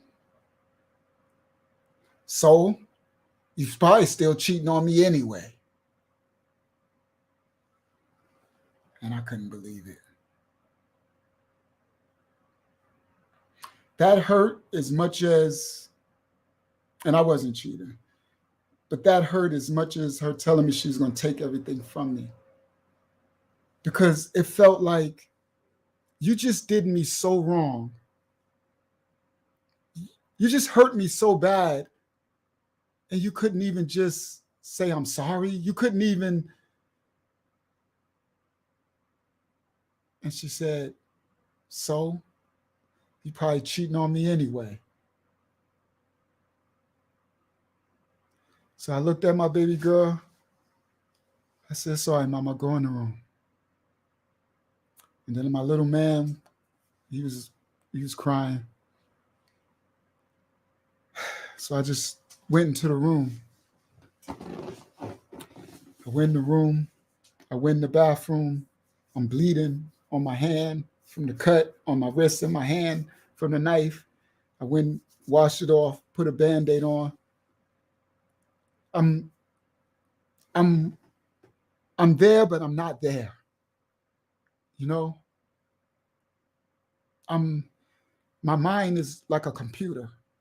It's going, it's just computing. It's computing. Okay. I got to get everything out of this house. I got to get the key. I got to figure out a way somewhere. I need another house to put the work at. I got to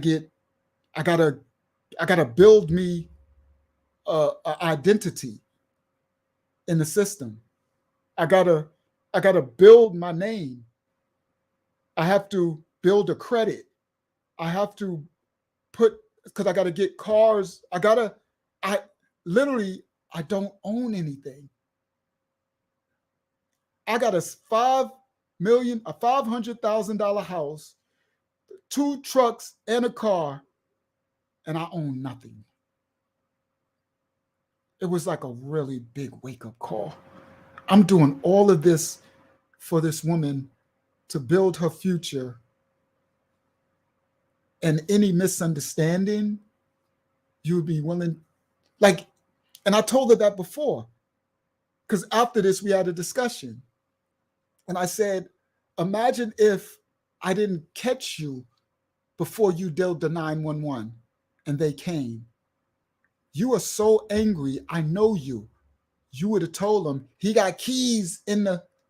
I would have been running. Once you dialed the 911, I've been running to try to grab the keys and pull off. And next thing you know, you probably gave him my lights. Like, where am I going with the keys? Where am I stash them in? I don't got nobody. Where am I take them to? And I said, your anger and this thing that comes over you, you're the type that you would do this act, and then later you'll be coming to the jail to visit me, talking about, I'm sorry. Literally. I'm sorry. I was angry. But now I got, 50 years in prison? We lost our house, everything. We lost everything, but you're sorry. Sorry ain't good enough. These things are a possession that come over people. So in that moment, I start to calculate. I need to build a name for myself. I need an identity.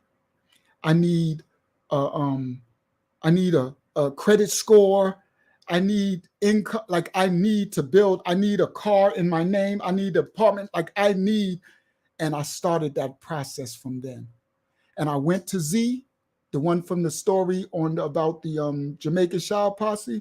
And I said, yo, Z, I need to be able to stash my stuff in your house. And I told him the story. He said, yo, you can bring it over, Rod. He said, matter of fact, I got the extra room upstairs.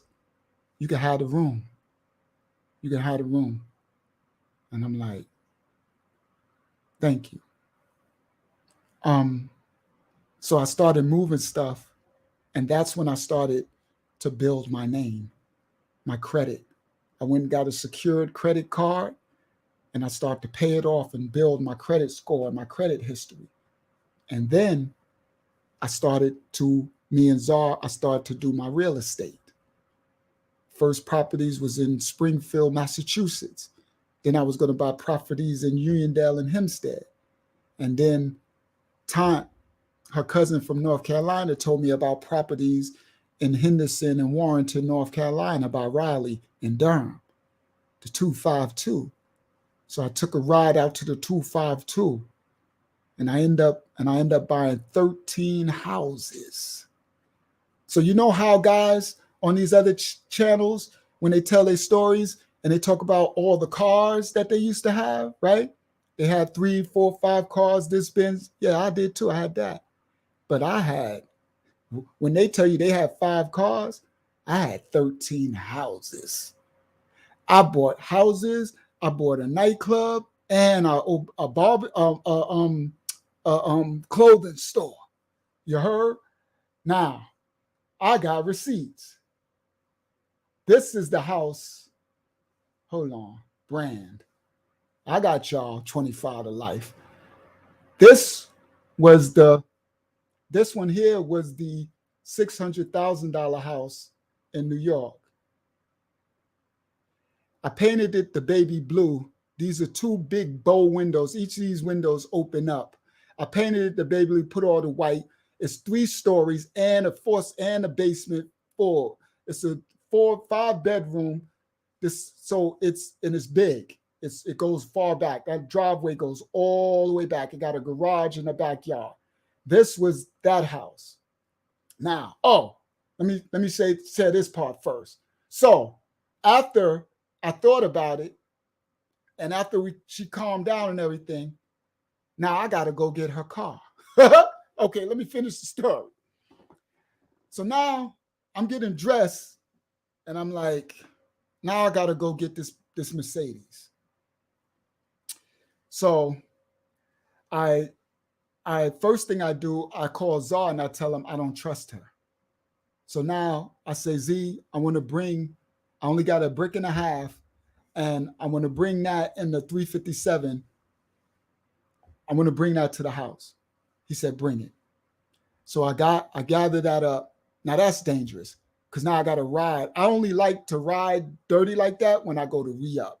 Other than that, I ain't trying to be riding around with no kilo on, because you can get, what if you get pulled over for just a little anything, and you got a stupid cop that just want to you can lose your life just for more. So I don't like that, period. Then now I got to ride with a brick and a half and a 357. You heard? Oh my, and y'all, and Czar live in the hood. Czar live in Parkside. He live in the new buildings, where A+ lived at, right next to the shacks, where Prodigy from Mobb Deep said, and I from him stayed next to the shacks on Parkside, the shacks. So I got to go to the hood where the police at. That's where my arrest happened. So that's even more dangerous. So anyway, I take the stuff, I take it to Czar, I stash it there, bang. Then I tell him yo, I'm about to go pick up the BENZ. Al is done. He yo, it's done. I'm gonna go with you. So I all right. So me and Czar, I'm all right, so cool. Because I need to be able to drive the truck back anyway, right? So I was gonna hit him up anyway to come help me to drive it back because I wanted to surprise her. So I was all right. So we jumped in his truck. So we went out and we went to get the truck. So we go to pull up the aisle all excited. But guys, I'm depressed. I'm overcast. I'm not okay. I'm not okay. So we pull up, Al's all excited. Yo, this is hot. He bumping the seat. He got the system on, knocking. He got it on display. So I'm like, yo, how much is it? You know what I mean? He it came up to 7,000 or something, whatever. So we go on, come in the office. He yo, but you don't want to see? You want to show me how the clarion work and the flip face? I'm like, I don't care. He what's wrong, man, Papa? I'm like, I'm not okay. I want to pay for it so I can get out of here. He's because I'm usually always happy, right? I'm a real happy person. And he so we go inside. I peel off the 7,000, whatever, gave him this little tip for it, bang, paid for it. We get in the car, we drive the truck. We go back. I We pull at Czar house. I'm talking to him. So I told him the plan. I said, yo, Z, change the plans, King. I said, we about to do this real estate, but it needs to be in our name. Z had a thing, he had child support from it, but and he took care, he got custody of the kids, listen to this, of the boys, but his ex has got him for child support. And the kids live with him. See, that's our reality, right? So he keeps going back and forth and paying, and so I'm like, we're gonna pay off all that for you. I need to build your credit score. We're gonna build my credit score. We need to own our own, Z. No more of this putting it in the girls' names and all that. We don't own nothing. And that started my change. And I implemented it. And I started it. So I turned around, I went home. Now I pull the BENZ in the driveway. I go in. She's sitting there. Because it's a Saturday. She don't got to go to work. She's sitting there. I walk in, she watching TV. I just walk past, I walk in the kitchen. My baby girl come in there. You all right, Daddy? I'm like, I'm all right, Mama, I'm all right. I said, she said, I heard you went and got the car, you fixed it? I said, yeah. I said, it's outside, you can go look, it's really pretty. So she went out and she come back, oh, Mommy, you should see that, it's so pretty. It's so pretty, it's all white and the rims are shiny. And then she get up and she go out and she look. And then she come back in. And so I went into the living room and I said, that car ain't yours no more. She looked at me. I said, that's mine. I said, I'm taking it. I said, you do what you want. I said, do whatever you want. I said, because you can't afford the mortgage in this house. You can't afford the bills. You can't afford none of it. I said, you want to be dirty? Then you could take it all because you won't be able to afford none of it. So, and then that's it. I said, that ain't yours no more. You can have the Eclipse. You continue driving. The Eclipse was hooked up. Burgundy, rims, race car. She said, I don't care, whatever. I'm like, whatever. So I took the Mercedes. So now I got a pearly white Mercedes to go with my pearly white Navigator at that time. But then right after that, I bought a pearly white Escalade. So I had a pearly white Mercedes to go with my pearly white Escalade. Here they are, right here. This is, where's the one of me? I got one of me. Did I not upload that one? Of course I didn't. I missed one. That's okay. I missed it. But I got this one. I thought I uploaded the other one. All right, so that's my Escalade, and that's the ML when I was going to get the brakes changed. So the rims that I put, these are the rims I put on the white ML when I dipped it all white for her, and I went and got the same twin rims to go on the Escalade. These are 24s, the chrome 5-inch lip with the studs. And I put the Rolls Royce grill on the Escalade. This was when the Escalade was brand new, pearly white.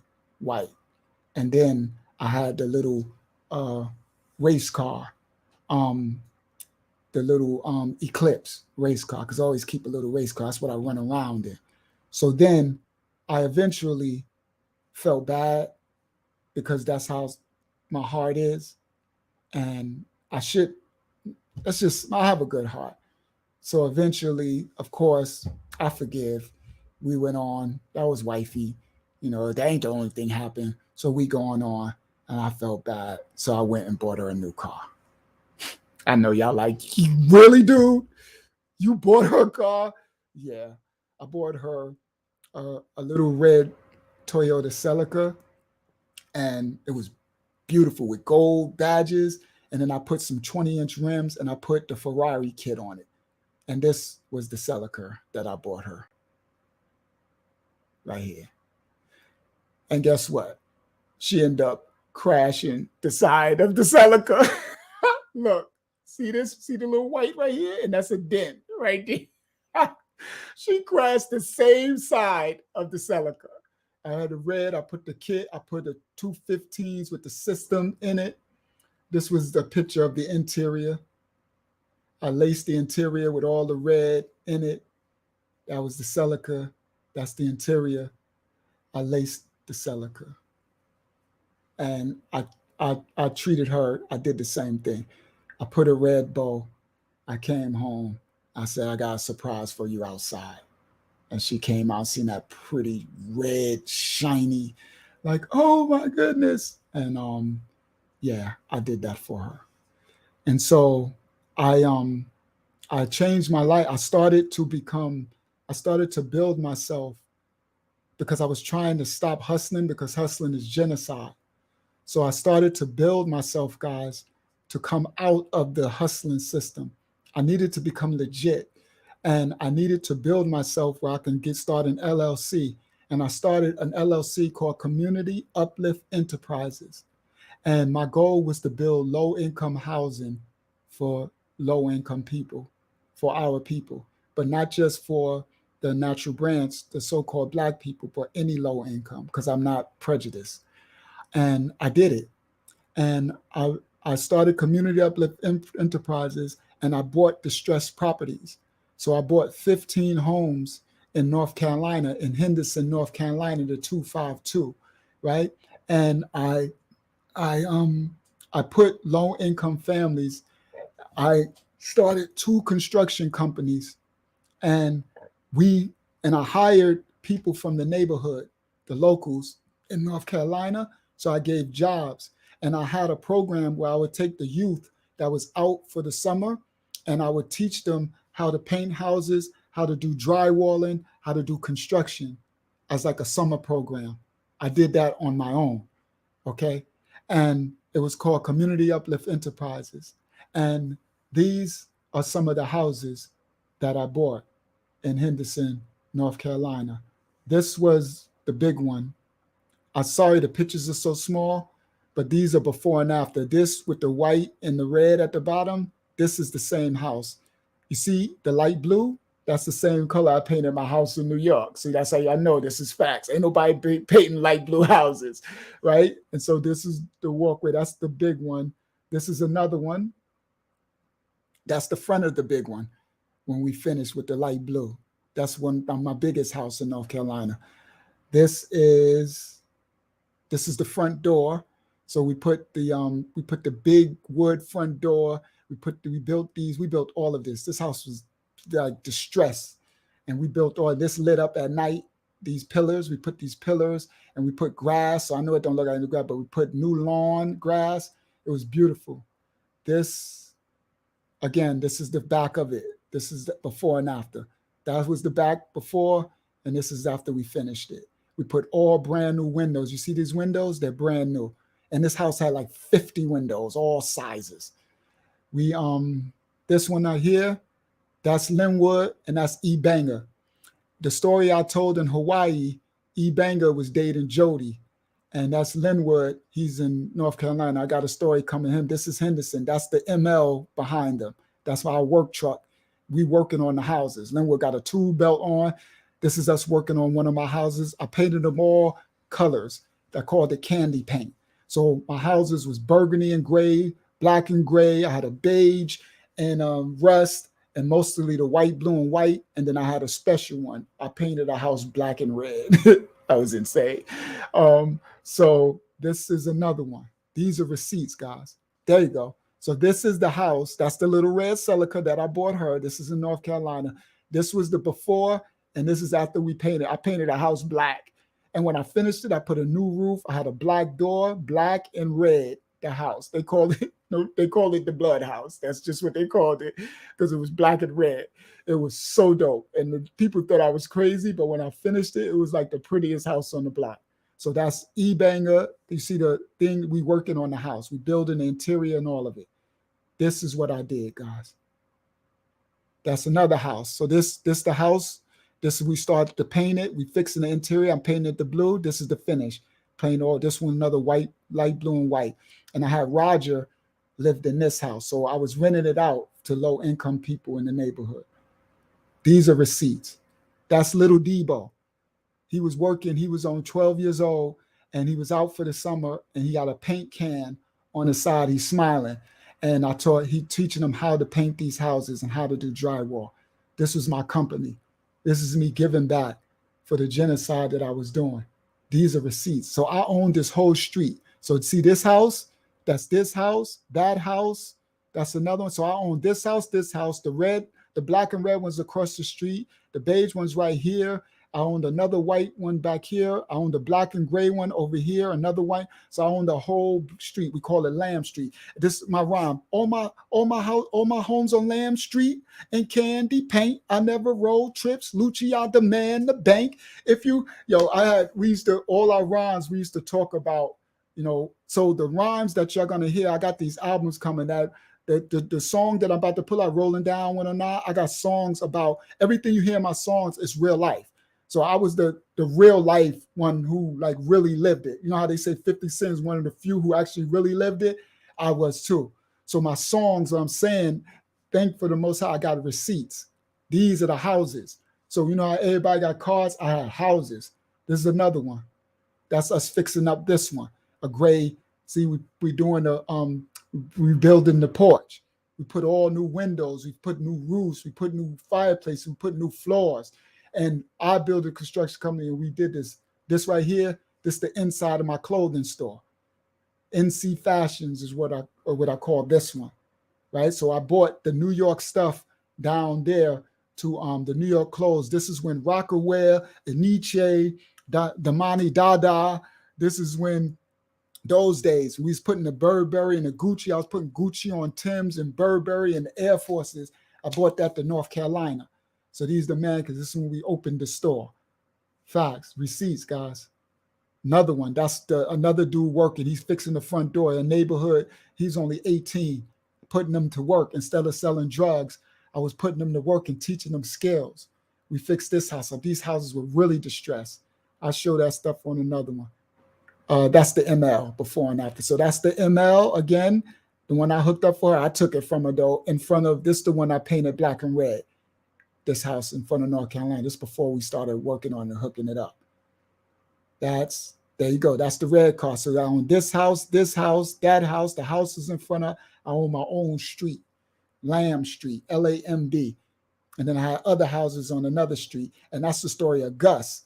So Gus is the serial killer in Henderson, North Carolina. Anybody from Henderson? So Louis V and everybody from Gem Pop, I'm going to tell that story on St. Last. Because I want that story to go out, because I want North Carolina to come in the building, because I don't know if Gus is still alive or not. Because when I tell that story, I want to see if people from North Carolina could come in the comments and be like, we know Gus, he either still alive or dead. Gus was a serial killer. And I got a crazy story with him. That thing gonna have y'all shook. It's gonna have y'all scared to death. It was so crazy. He was really dark-skinned black and his eyes were red like my car. And he was a serial killer, so death was over him. Like he kills, what I call a serial killer, anybody that killed over 5 people, to me, you're a serial killer. That's why I label you. I ain't saying he was like Jeffrey Dahmer type, but he killed more than 5 people. He had more than 10, 15 bodies. And every time he would come home from prison, that whole part of North Carolina would be like, yo, Gus is home. And I got a crazy story coming to St. Last channel that I'm going to either do it on Last or another one of the big channels. That one's coming. All right, let me see. That's another big house that we had. We painted this whole house. And I think this is the last one. There you go. This is my house in New York. So as you see, that's what you see the houses down south. I painted them just like I painted this one. This is my house, the one that we lived in when this whole story, she tried to stab me. So this room back here, well, no, that's the foyer area. That's right. The room is back there. You can't see it. But anyway, so let me hide that. So guys, let me make sure that was all the receipts I wanted to show y'all. Yeah. Yep. So now that was I didn't mean to tell who was in the story. I did not mean to. It slipped. So I'm sorry. I apologize to my baby moms. I apologize to my baby girl. This is our reality. You know what I mean? Y'all know we lived this. They was there. So it don't, my ex, she was a good girl. She's a good woman. It was just a possession that would come over her and try to make, I've always had people try to kill me. And I learned later it was a possession that come over them, that they love me and they try to kill me. So it wasn't the only time. You know what I mean? Another time a possession came over her, right? And this is okay. This is the last little piece I'm gonna tell. I was we in this big old house, that beautiful house, right? And I drunk some milk or juice or something, and I wasn't finished, and I left a little bit in the refrigerator, right? So she goes and sees it's almost empty, and I guess she gets mad that I didn't throw it away, right? So she comes storming in the room, right? Like with the thing, mother effer, why you leave this in the, and I'm like, huh? Ain't nothing in it. You should throw it away. I'm like, Dad, dude, whatever. Like, I'm gonna drink it. Just leave it in the refrigerator. What? No, I'm gonna throw this shit away, and I'll throw all your stuff away. I'm like, dude, like, yo, chill out, dude. Like, you tripping. No, you chill out, mother F. I'm tired of this. And I'm like, now later I realized this is a possession, guys. So I'm like, yo, dude. So, and I don't play no games, right? So I'm not the type you be disrespecting, right? But honestly, at this point, I'm a little shook because she goes too far. Like, she'll go to the point where she ready to kill you and the police and stuff. Guys, this is the same girl that tried to shoot me in the other story. This is the same girl. Remember the story I told on last about Roosevelt when the guy tried to rob me and I went to shoot him, but the gun jammed? And I told the story when she tried to shoot me and I knocked the gun out of her hand and it fell on the ground, and that's how it jammed. This is the same girl. I know y'all like, yo, crazy, but still with her. That was my reality. That's all I knew is these girls were crazy in love with me to the point where they crazy try to kill me, but love me so like an obsession. It's sick, right? That's that sick love stuff, right? So it's just my reality. So I go into the kitchen, so I still don't take no stuff, but I'm still kind of scared of her. I'm gonna be honest with you. I'm kind of shook, right? So I'm like, so she go in the kitchen. I'm like, because she act like she gonna go throw my stuff away. So I go in the kitchen. I'm like, dude, now, mind you, she got my son in her arm. She's holding him, right? Because he's little. So she's holding him. So I go and I'm like, yo, why don't you chill out, dude? You always tripping. You always say, she's like, I said, you ain't throwing she's like, you ain't throwing shit out my house. Because I'm upset. I said, you throw some of my house. If you want to, I'm going to throw your ass out. And so she turned around. Sorry, I know she's going to be like, boy, telling all that. This is past. She's a good woman. She's that possession ain't over her no more. Okay, so nobody look at her no kind of way for those who know her. It's just our reality, what we went through. She turned around, guys, with my son in her arms. She turned around, and when she turned around, the thing was gone. Like her eyes, I see, it's like a possession, demons. So when she turned around, I saw like she wasn't there. And I'm looking at her, so it's froze me. So I stopped like this, and she says, mother, and she just reached to go grab me, and she dropped my little baby, my son. She's holding him, and she just drops him and goes to grab, and I'm looking, now she would never do this. This is a good mother.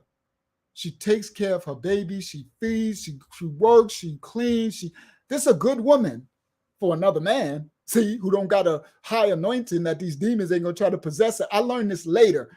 That's why I tell anybody with me, you need to be a strong woman, because those demons are going to possess you and try to take you over and get you to kill me. They're going to possess you. You're going to have to be strong spiritually.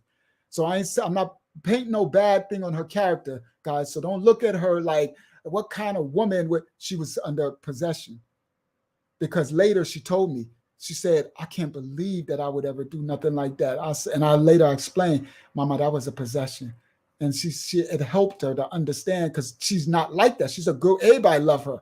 Like, she's the nicest person in the world. Like, so anyway, she goes to just grab me and she drops the baby.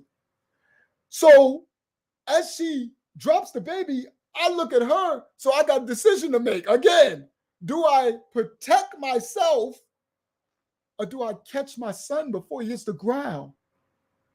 Of course, guys. So I immediately instinct go down and I catch him in the air. And as soon as I caught him, boom, she had free reign, just open face. She reached one hand into my cheek and the other one went into my neck.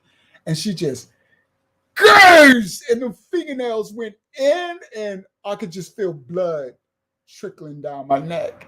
And she just, God, I'm like, so I grabbed him and I put him down.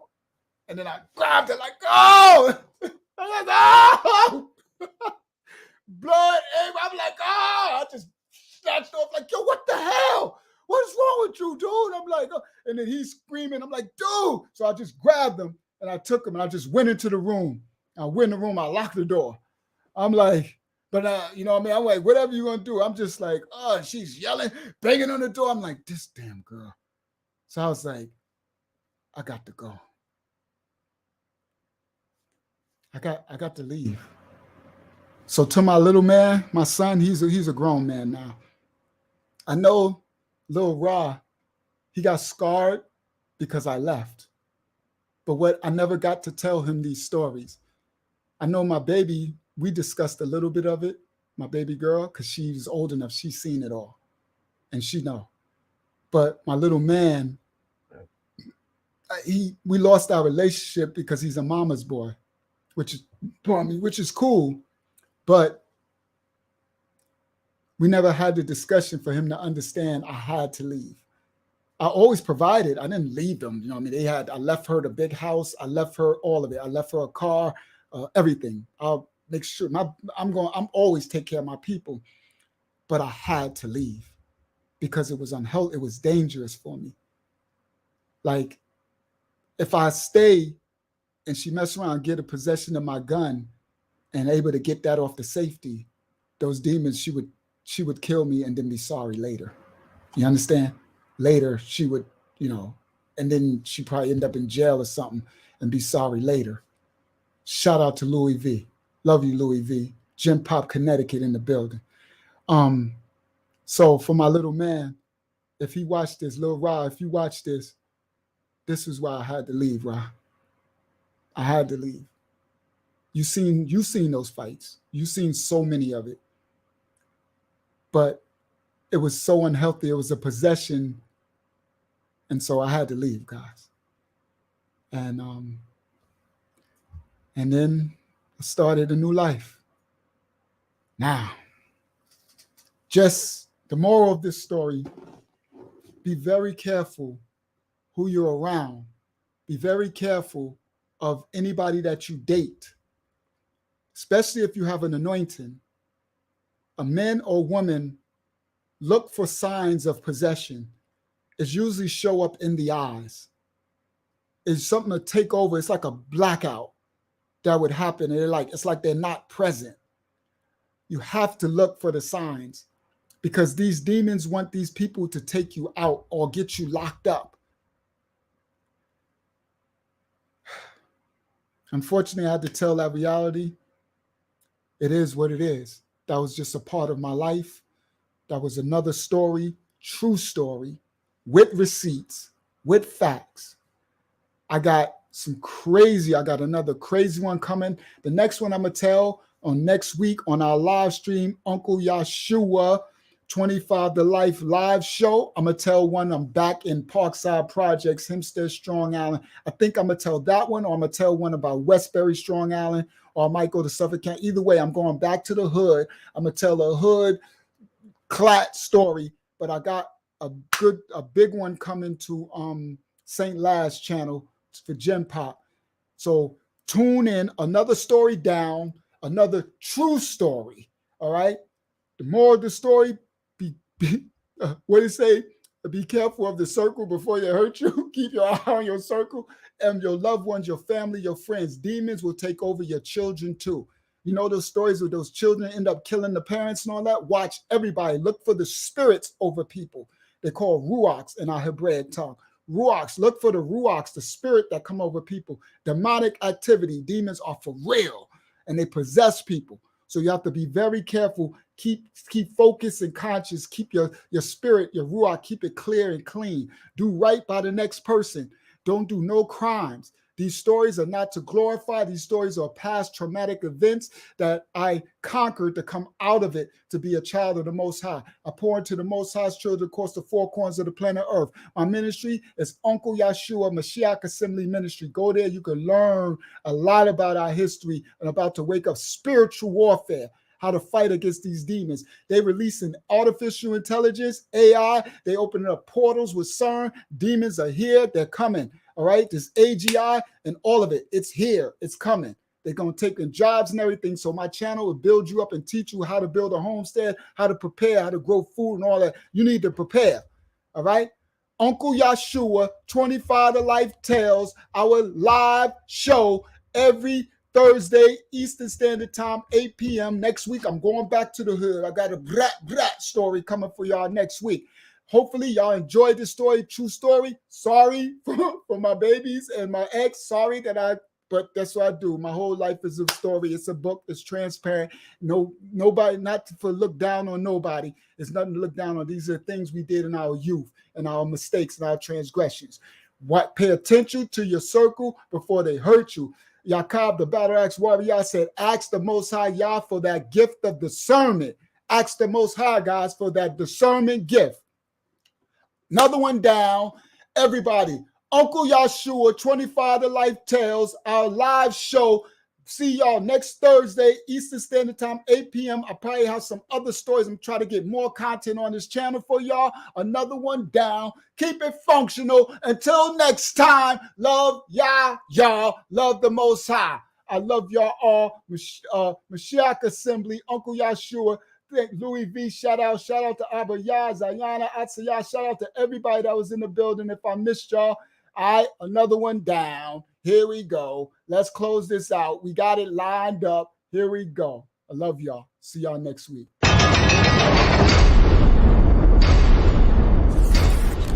This is 25 to Life with Uncle Yahshuah. You wanna know why they call me Lucky Lucha? They call me Lucha cause I like to tuck that choochie. All the time on the grind, getting that doochie. This is a little story on 25 to Life with Uncle Yahshuah. Like and subscribe for more incredible stories every week. Police are on the scene of a triple homicide on Long Island. It happened overnight at a home in Hempstead. I'm from Hempstead, Parkside, the ghetto, the dog side, strong, the wrong, I think I'm supposed to run.